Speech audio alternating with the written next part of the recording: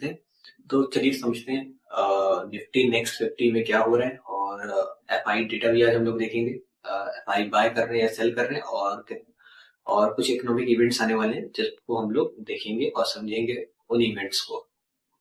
तो यहाँ पे सबसे पहले हमने 3 ईयर टाइम फ्रेम पे निफ्टी नेक्स्ट 50 का चार्ट ओपन कर लिया है ट्रेडिंग व्यू में आके, और यहाँ पे चार्ट ओपन हो गया। एक स्ट्रॉन्ग ट्रेंड में निफ्टी नेक्स्ट 50 चला जा रहा था ऊपर को, और यहाँ पे ये लेवल है 72,000 का, जो कि एक स्ट्रॉन्ग यहाँ पे सप्लाई बन रही है। और शॉर्ट टर्म में हम लोग चलिए बात करते हैं, और यहाँ पे 30 मिनट का टाइम फ्रेम ओपन कर लिया है। तो यहाँ पे जो पहली सप्लाई बन रही है छोटी शॉर्ट टर्म में, वो ये बन रही है। यहाँ पे ये सप्लाई बन रही है शॉर्ट टर्म में, और यहाँ से प्राइस का एक फॉल देखने को मिल सकता है, जो कि ये आपका है 69 यहाँ पे 70,200 या 300 के लेवल से एक यहाँ पे फॉल दिखाई दे सकता है। जो डिमांड है वो है 66,900 900 का लेवल है, और सेकंड जो डिमांड बन रहा है वो 65,500 का लेवल है। तो ये 3 लेवल है जो काफी स्ट्रॉन्ग है। और यहाँ पे हम लोग अगर देखें 1 आवर टाइम फ्रेम पे आके, तो सुपर ट्रेंड यहाँ पे बुलिश है, और 200 EMA भी बुलिश है, जो कि बहुत ही हाई सिग्नल है ऊपर जाने के लिए। लेकिन आगे जो कुछ इकोनॉमिक इवेंट्स है उसको भी देखना बहुत जरूरी है, और एफआई का डेटा भी देखना जरूरी है, क्योंकि ओवरऑल मार्केट को तो वही सब चलाते हैं।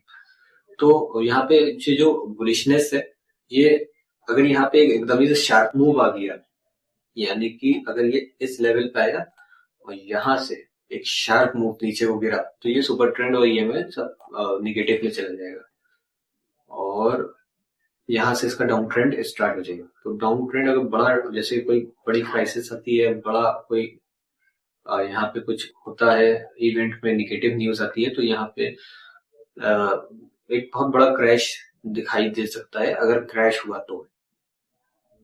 यानी कि अगर कोई निगेटिव न्यूज आई तो यहाँ पे मार्केट एक एक जैसे कि मूव देने के लिए ही जैसे बैठा हुआ है, हमें लगता है नीचे गिरने के लिए ही बैठा हुआ है, और एक अच्छी खासी गिरावट यहाँ पे आ सकती है। जैसे कि यहाँ पे 17% का देखिए पोटेंशियल यहाँ पे लिक्विडिटी बन रही है नीचे, 17% ही निफ्टी नेक्स्ट 50 में।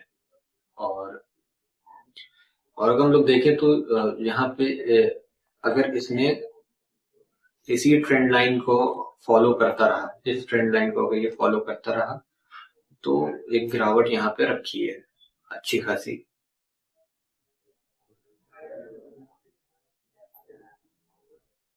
हालांकि एक छोटा सा ब्रेकआउट यहाँ पे दिखाई दे रहा है, लेकिन ऊपर सप्लाई बनी हुई है, दो काफी बहुत बड़ी सप्लाई बनी हुई है, तो ऊपर जाना बहुत मुश्किल है। अब नीचे का जो सपोर्ट है वही बता दिया है डिमांड क्या है, और दो डिमांड बन रहे हैं, दो यहाँ पे सप्लाई बन रही है। तो चलिए हम लोग देखते हैं कुछ economic events.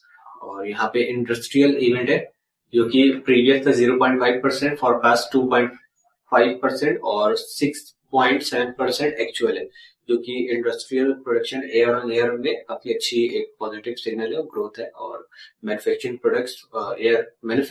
Production year on year, जो कि प्रीवियस है 2% और एक्चुअल है 8%। काफी अच्छा यहाँ पे एक मैन्युफैक्चरिंग सेक्टर में यहाँ पे एक बाइंग आई है, और मनी सप्लाई में थोड़ी बहुत कमी आई है, 9.9% प्रीवियस था, 9.3% एक्चुअल आया है। और यहाँ पे एक्सटर्नल डेप्थ में भी थोड़ी बहुत कमी आई है, क्योंकि 7.4% $0.2 बिलियन था, और यहाँ पे 7.46 बिलियन डॉलर आया है। और यहाँ पे गवर्नमेंट बजट वैल्यू, जो कि काफी इंपॉर्टेंट इंडिकेटर है, और अगर देखा जाए तो -8,251 बिलियन इंडियन रुपीस था, और यहाँ पे माइनस, जो कि बढ़ गया है, -9,766.7 बिलियन इंडियन रुपीस है, जो कि यहाँ पे बताता है कि इंडियन गवर्नमेंट की इनकम बहुत कम है और स्पेंडिंग बहुत ज्यादा है।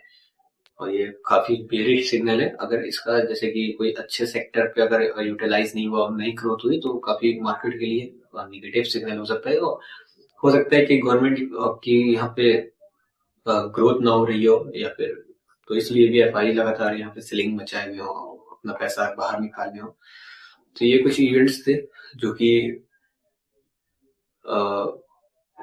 काफी, दो इवेंट्स यहाँ पे जैसे कि पॉजिटिव कहा जा सकता है, और मैन्युफैक्चरिंग और इंडस्ट्रियल प्रोडक्शन के काफी पॉजिटिव कहा जा सकता है। गवर्नमेंट बजट वैल्यू जो आई है वो निगेटिव आई है, तो वो कोई अच्छी न्यूज नहीं है। और एफआई का जो ये यहाँ पे लगातार देखिए, यहाँ पे कितने टाइम से सेलिंग चल रही है, 22 दिसंबर से लगातार सेलिंग चली, 3 दिन की सिर्फ बाइंग हुई थी, मतलब 17, 18, 19 में सिर्फ बाइंग हुई थी, और यहाँ पे लगातार सेलिंग चल रही है। लगातार कोई अंदर की ऐसी इंटरनल न्यूज है फॉरेन इन्वेस्टर्स के पास जो कि उनको बहुत डरा रही है, या फिर इससे सस्ती मार्केट बाहर अब्रॉड में उनको मिल रही है इन्वेस्ट करने के लिए।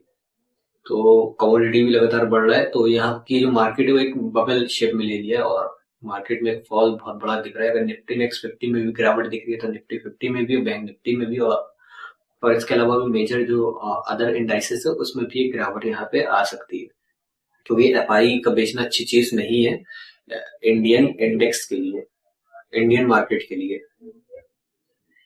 तो मंथली भी अगर हम लोग देख लें तो यहाँ पे देखिए कितने महीनों से विदेशी लोग अपना पैसा यहाँ से निकाल रहे। देखिए जुलाई में 47, कितनी बड़ी यहाँ पे सेल हुई है, और 47,666 करोड़ की यहाँ पे सेल हुई है। फिर उसके बाद भी बहुत भारी सेल हुई, फिर उसके बाद सेलिंग हुई है सितंबर, अक्टूबर, नवंबर, दिसंबर, जनवरी, लगातार कई महीने से सेलिंग चल रही है, और ये मार्केट के लिए बहुत ही बेरिश सिग्नल है। और अगर इसी तरीके से चलती रही सेलिंग, तो यहाँ पे ये मार्केट तो बहुत जबरदस्त फॉल एक दिखाएगी, और मार्केट में बहुत बड़ी गिरावट आ सकती है, क्रैश हो सकता है मार्केट का, अगर इसी तरीके से फॉरेन इन्वेस्टर्स अपना पैसा बाहर निकालते रहे तो ये कुछ इवेंट्स थे, और कुछ यहाँ पे लेवल्स थे निफ्टी नेक्स्ट 50 के, इम्पोर्टेंट लेवल जहाँ से प्राइस घूमेगा, और जहाँ पे सपोर्ट लेगा, जहाँ पे रेसिस्टेंस बनेगा। कौन से इंडिकेटर्स थे वो भी हमने बताए, दोनों इंडिकेटर्स यहाँ पे बुलिश हैं, और तो ठीक है, मार्केट पे अभी हमें लगता है कि बाइंग साइड में जाना चाहिए, और शॉर्ट की भी कोई सलाह नहीं देंगे, लेकिन एक क्रैश रखा हुआ है मार्केट में, एक गिरावट दिखा रही है, क्योंकि एक नेगेटिव ओवरऑल सेंटीमेंट बना हुआ है।